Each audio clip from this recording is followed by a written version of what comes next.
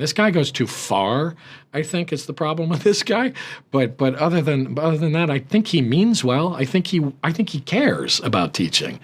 Too much, maybe. But it's like, but that's not, it could be worse. Hello, Paul Giamatti. Hello, Zach. How are you?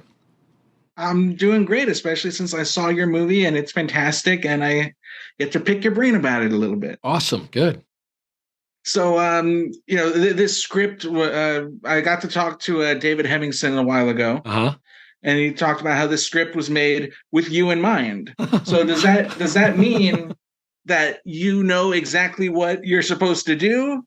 Or it means you still have to workshop and work to find your guy? In some ways, I think, yes, there was a lot that I knew that I could draw on. The background that I have, and with people in my family are all teachers and academics, and I went to a school like this.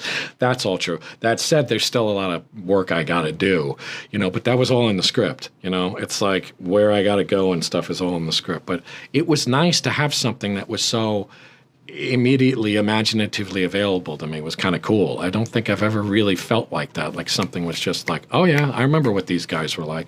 I remember what they dressed like. I remember they had a pipe. I remember a guy had a comb over, and the kind of the way that they would talk and stuff like that was very present to me. Yeah. Teachers are tough. There's another thing I talked to David Hemmingson about.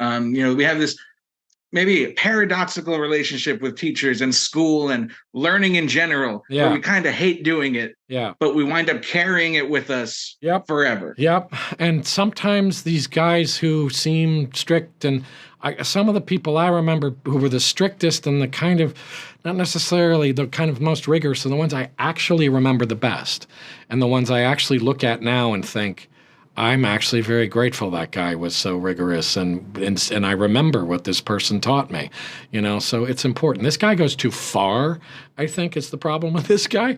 But other than that, I think he means well. I think he cares about teaching. Too much, maybe. But it's like, but that's not, it could be worse. There's some hubbub, some hullabaloo, some even ballyhoo. Wow. Okay. You and Alexander Payne. Nicely done.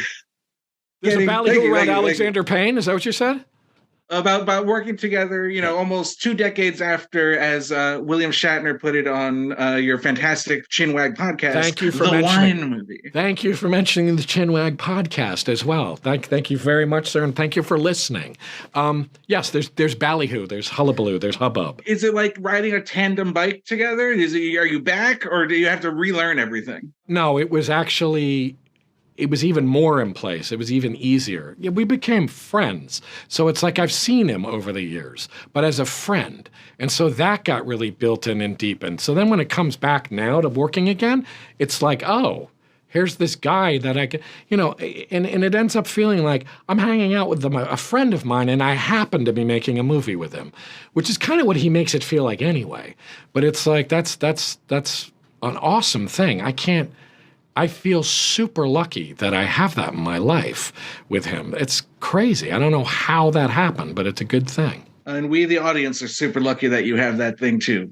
Thank you so much. The movie is fantastic. Thanks, man. I hope to talk to you about the next one. Good. Very good. Thanks, man.